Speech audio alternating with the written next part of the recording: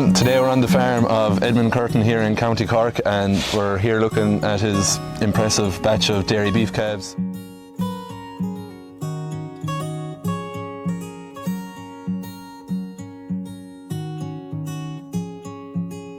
Why did you get into dairy beef? Because you're a suckler man originally.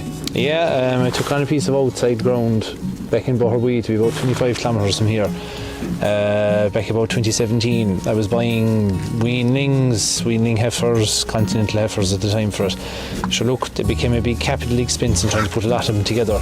I was offered dairy beef calves in locally there of a day, and I said, right, we'll chance them, and I made bullocks out of them. And I took them to beef then the following year and a half later, and I was quite happy with them. And so I said to keep that system going. I bought calves the following year, then in 2019, another 15 or 16 just to put the toe on the water.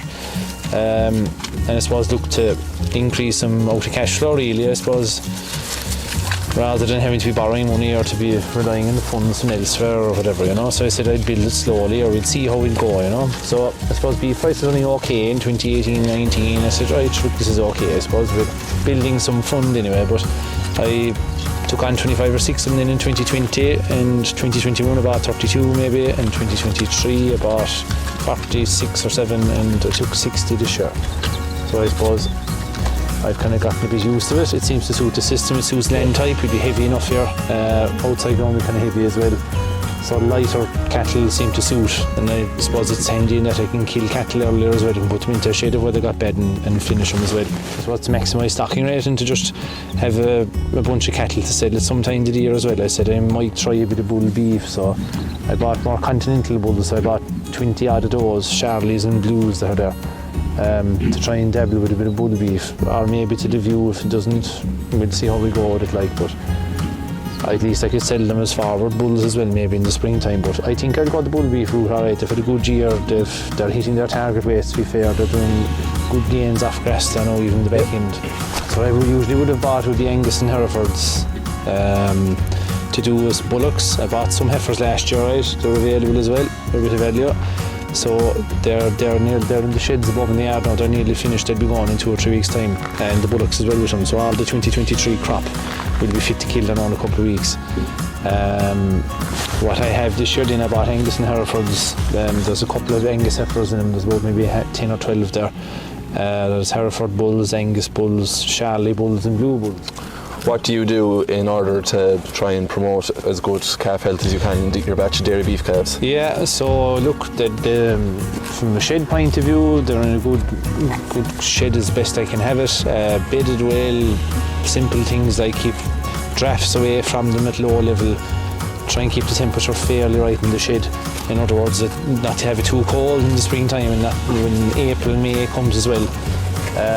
Change them round and put them into the green slats when they're weaned off, so there's more air in the shed and it's a healthier environment for them. By the time the calf comes, look, in fairness, look, the farmers I'm buying them from, they're great to manage calves anyway. They're great stockmen, to be fair to them, regardless what they'll do. They'll get bee stings, all that will be done perfectly fine.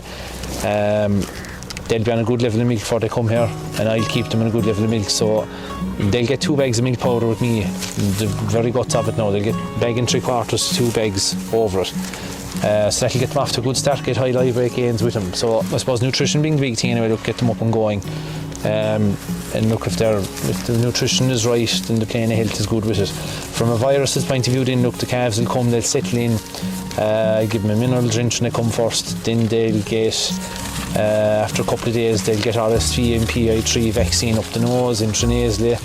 I give them 2 shots of Pneumovac, maybe Bovapass before that, to prevent the RSV and the PI3 for 6-month intervals after that. So the intranasal shot up the nose covers me for maybe about, look, it'll cover me for 3 months, but I let it cover for about maybe 8 weeks, and then I go in with my 2 shots of viral pneumonia vaccines. Then that covers me out for about maybe six months plus outside of that. I'll give a booster shot in the back end of the year then to cover me into the spring. Yeah. You know, so I basically, look, I have 12 months cover with viruses with the calves best I can. I think, look, it gives them the best fighting chance if it keeps thrive going on.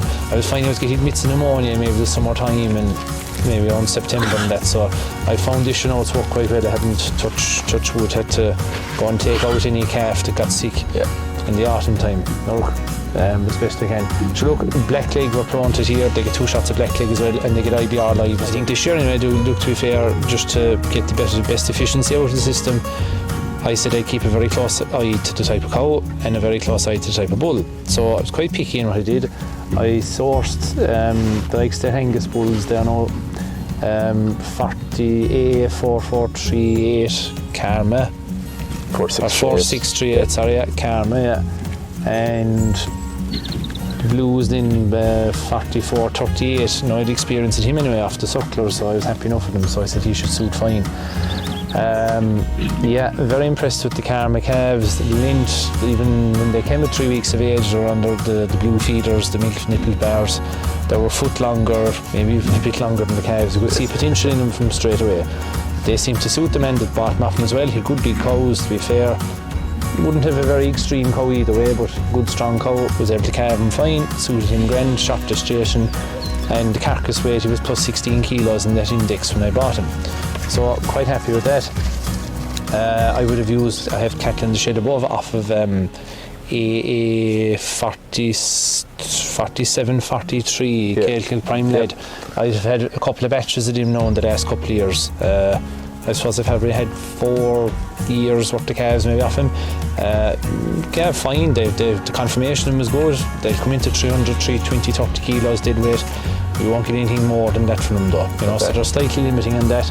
But look, they suit a dairy beef system, to be fair, and they suit a dairyman. They're easy calves, they get a good quality calf. So I suppose, yeah, I've really paid attention to the DBI of the calf, but more so the carcass traits of the bulls and the cow type as well, you know. And also as well from an animal health point of view, get him off a farmer that'll take care of a calf. So thanks a million for having us, Edmond. Very interesting and a great field of stock you have here, and it should be very proud.